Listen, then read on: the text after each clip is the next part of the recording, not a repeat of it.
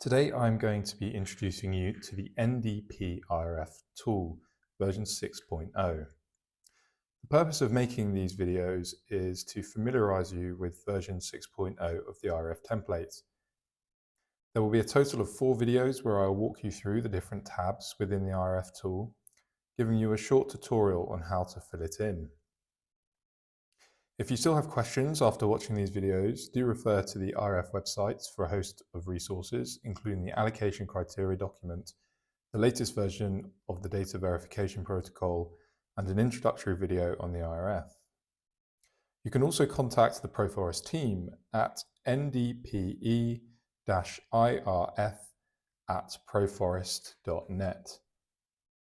The latest IRF template is available to download on the IRF website, and each release is accompanied by release notes.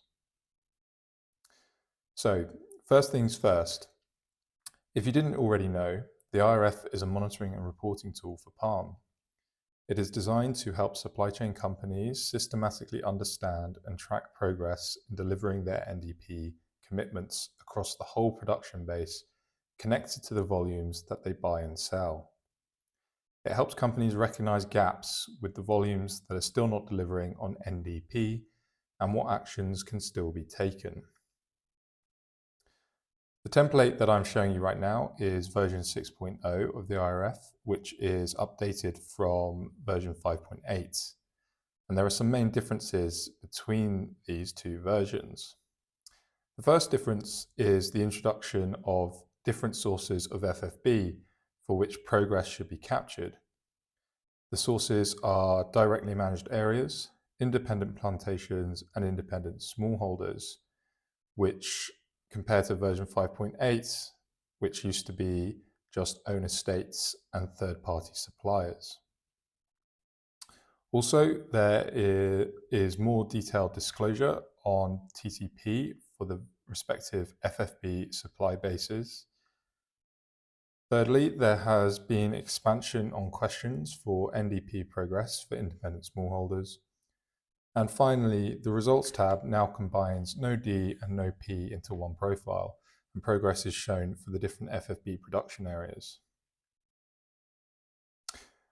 So once you've downloaded the tool from the website, you need to make sure that firstly, you have Microsoft Excel 2010 or later installed on your computer.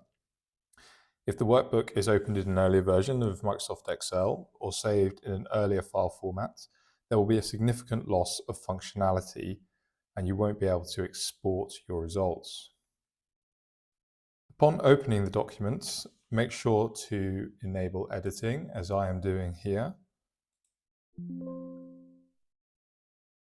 so that you can edit the document.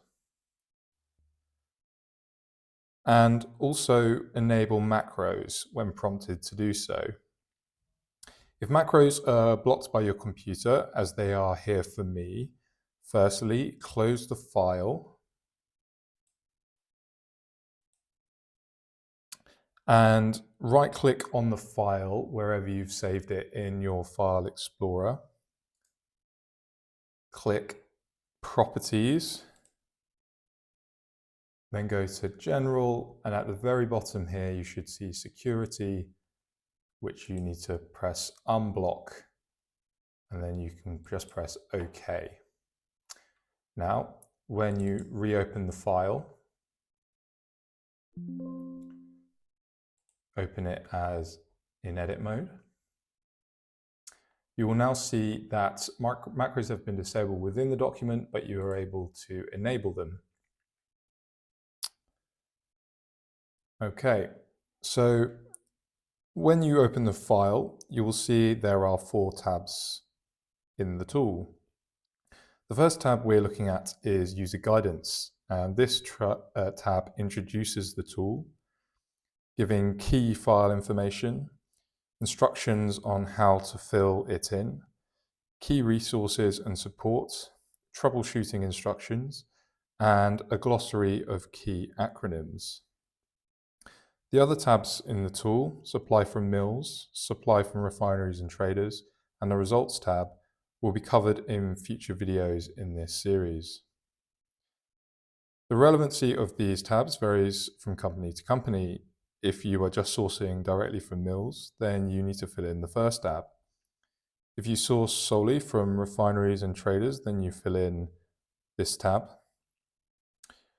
If you source from both, then you should obviously fill in both. Okay, so that concludes it for the end of this for this video. Thank you very much for listening, and see you in the next one.